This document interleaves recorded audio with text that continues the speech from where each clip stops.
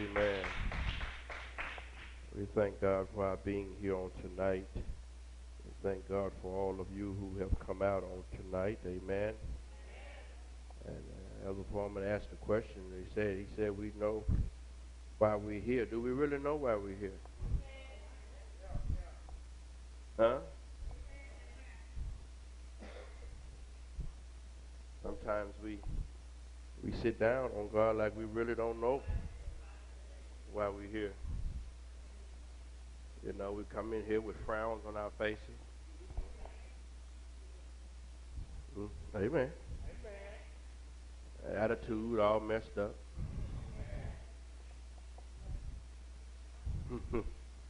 Amen.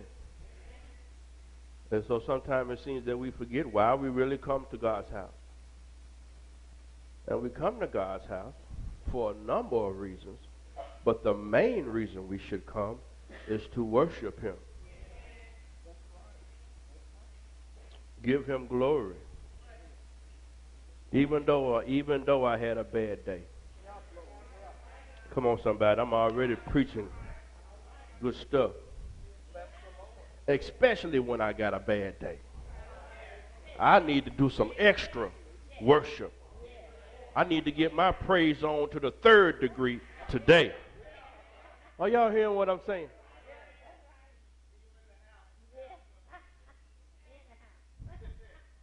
Because every day ain't no good day. Huh?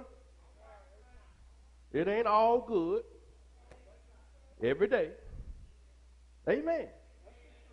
But he's still worthy to be praised. Because it could be a whole lot worse than it is. Amen. Amen. We give honor to our Lady Ross, to all of our leadership, members, and certainly to our visitors that are here to share with us on tonight. Give them a hand. Amen. And on tonight, we want to do a little teaching on choosing. Choosing. Because every day we make choices. Come on, somebody. You even choose what time you're going to get up. You don't choose to wake up. God wakes you up. Come on, somebody. But you decide whether how you're going to stay laying there 5 more minutes or whatever. Come on. Or you're going to hit that snooze button a couple more times. Come on now. So the moment your eyes open, you start making choices. But what we mess up a lot of times, Brother Turner, we make the wrong choice. And we have to be particular about choosing, because once you choose, there's consequences and repercussions to your choices. Life is not like a piece of paper with a pencil and you can go back and write and erase. No, it don't work like that. Once you make a choice, now you got to suffer the consequences, be it good or bad. So today we're going to talk about and learning how to let God choose for us. Because when you don't let God choose, you lose. Now we're going to go to some scriptures. I'm going to show some things, open you and enlighten you to some things. Because he said, lean not to your what? Oh, come on, so we're in Bible study, right? He said, lean not to your own understanding. So God is saying, let me choose for you. In Deuteronomy 30, he says, I set before you this day blessings and curses. Then he come back and say, choose life. Let me read that. Let's read that. Let's stand and read that together. Deuteronomy 30 and 19.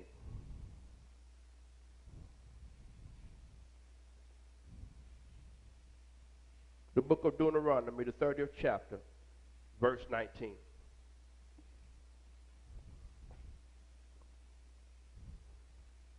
Deuteronomy 30 and 1 verse, verse 19. He says, I call heaven and earth to record this day. Somebody say this day. Against you, that I have set before you life and death, blessing and cursing. Therefore, say that. Say that. Say it. That both thou and thy seed may live. You may be seated in the presence of our life-changing King Jesus Christ. He said, I'm setting before you a choice. God going to always give us a choice. He has to. He gives us free will, gives us choice.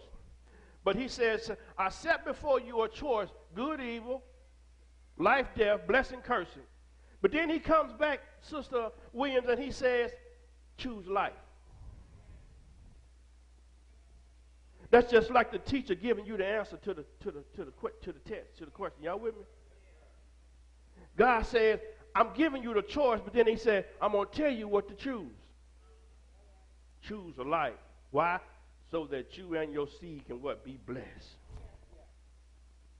Because God knows if we choose, we're going to oftentimes choose the wrong thing. Why? Because his thoughts are not our thoughts, our ways are not his ways. We're going to be looking at the natural.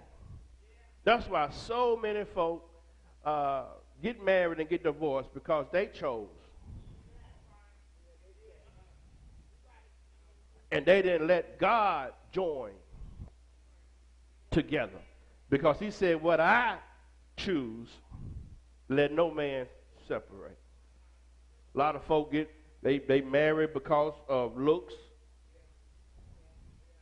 because of money. Y'all with me? They choose, not God. God's not in it. They choose. And because they choose, they lose. But when you let God choose, you get blessed. You keep it. Come on, somebody. Everybody in here at some point realized you chose something that didn't turn out to be that good. Come on, everybody that went to the restaurant, looked at the menu, they had a picture of the doggone food on the menu and thought that looked good, and you had to get it. But when you got it, come on, somebody, it didn't taste good to you.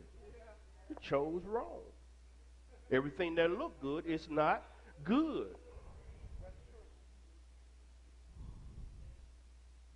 I thank God. God chose my wife for me.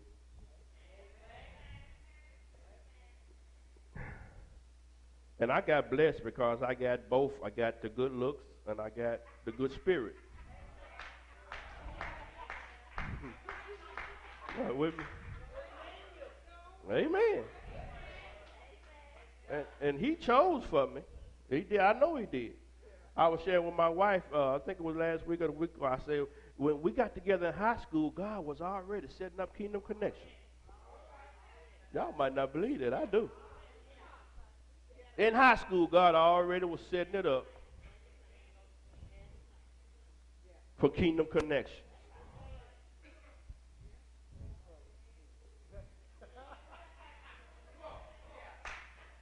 Amen. Amen. Joshua said something very particular. We hear it quoted all the time, Joshua 24. He said, choose ye this day whom you're going to serve.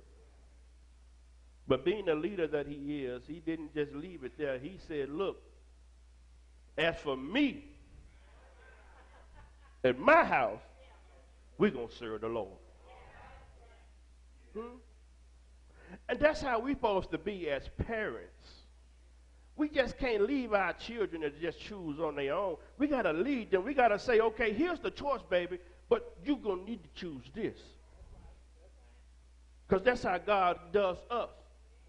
God will let us know what we need to choose if we give him time to tell us. But sometimes we're so anxious, we're so in a hurry, we ain't got time for God to really tell us what we ought to choose and what we ought to leave alone.